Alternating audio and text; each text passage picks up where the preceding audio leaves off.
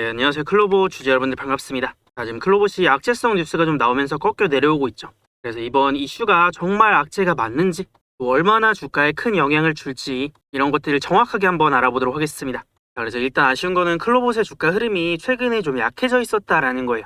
아무래도 2025년도에 가장 많이 올라간 테마 중 하나가 로봇이었기 때문에 클로버도 이제 많이 올라왔었고, 그러다 보니까 이제 올해 들어서는 전체적으로 로봇주들이 이제 기간 조정이 좀 나왔거든요.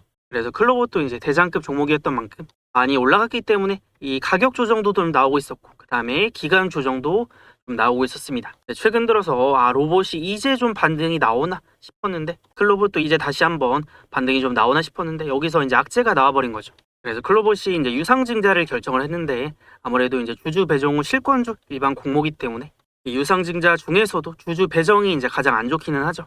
그리고 이 유증 규모가 한 2천억 정도이기 때문에 이게 규모가 작지 않습니다. 그러면 이제 기존 주주들 입장에서는 이제 기존 주식 대비해서 한 22% 정도가 추가적으로 이제 증가하기 때문에 주식 수가 늘면서 이제 가치가 좀 희석이 될 수가 있는 거죠. 그래서 물론 표면적으로 봤을 때, 그리고 단기적으로 봤을 때 이 유상증자 발표는 악재가 좀 맞다라고 보여져요. 그리고 일반적으로는 유증 발표하면 주가가 이제 떨어지는 편이니까. 그래서 어쨌든 기업이 돈이 많았으면 이런 결정을 하지 않았을 텐데, 뭔가 이제 기업에 돈이 없고 자금이 지금 필요한 상황이니까 약간 재무적으로 부담이 될 수가 있는 거죠. 근데 여러분들 여기서 중요한 게 있어요. 보통 우리가 유상증자를 발표를 하잖아요. 그럼 일단은 이제 단기 악재로 받아들여지는 경우가 많습니다. 근데 이 돈을 어디에다 쓰는지가 진짜 중요한데요.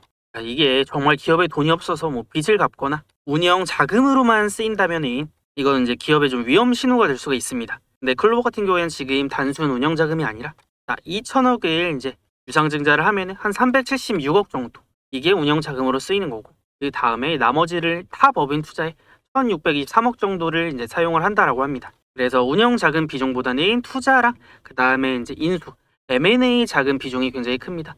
그래서 여기서 핵심은 확장하려고 돈을 쓰는 유증이다라는 거죠. 그래서 이제 북미에서 뭐 물류나 로봇 사업을 확대를 하면서 이제 글로벌 기업으로 도약을 하기 위한 그런 이제 투자다라고 볼 수가 있겠고, 또 사업 모델 측면에서는 두산 로지스틱스 솔루션을 인수를 해서 이제 물류 자동화 역량을 강화를 하고, 또 로봇과 소프트웨어를 결합한 물류센터 엔드투엔드 운영 체계를 이제 구축할 계획이라고 합니다. 그래서 회사 입장에서는 지금 성장 초기 단계죠. 그래서 이제 자금을 투입해서 규모를 키우는 구간입니다. 그래서 물론 이게 주주 입장에서는 사실 어쨌든 유증이 나와버리면은, 이제 주주 배정 유상증자가 나와버리면은 뭐 당연히 이게 초반에는 악재로 받아들여지고, 그 다음에 이제 주가가 떨어지니까 좀 짜증이 날 수가 있죠.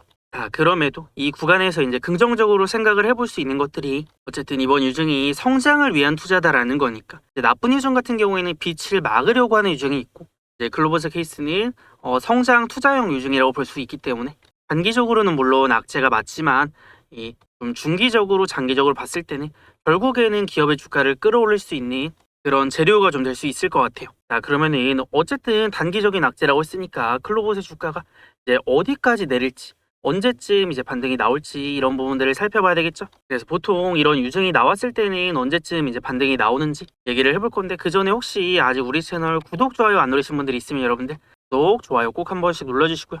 그리고 클로버 반등의 염원을 좀 담아서 반등이라고 댓글도 한 번씩 남겨주세요.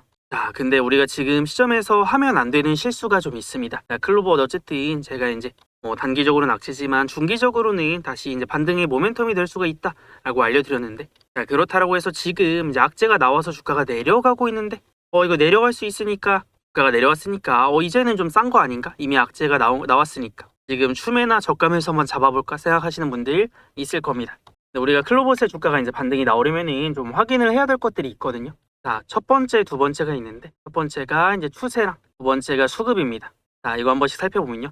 일반적으로 이제 유증 발표하잖아요. 그럼 단기적으로 내려요. 그다음에 또 바닥을 잡고 다시 이제 반등하는 그런 패턴이 나오는데, 클로버스는 어쨌든 앞전부터 주가가 이제 조금 내려오고 있었고, 그다음에 악재가 한 번 더 터지면서 아직은 하락 추세가 좀 이어지고 있습니다. 근데 여러분들 이 추세가 왜 중요하냐면요, 보통 상승이 있고 횡보가 있고 하락이 있잖아요. 근데 상승이나 횡보는 괜찮습니다. 왜냐면 이거는 세력들이 주가를 본격적으로 올리거나, 이제 횡보 추세는 본격적으로 올리려고 준비를 하는 구간이라서. 근데 하락은 어때요? 추세가 하락일 때는 세력들이 팔고 나갔거나 이 종목의 주가를 올릴 생각이 없는 구간입니다. 그래서 클로버스의 주봉 차트를 보면요, 여러분들 이제 횡보나 상승 추세에서는 괜찮다 그랬죠. 근데 이런 하락 추세가 이어지고 있을 때 어때요?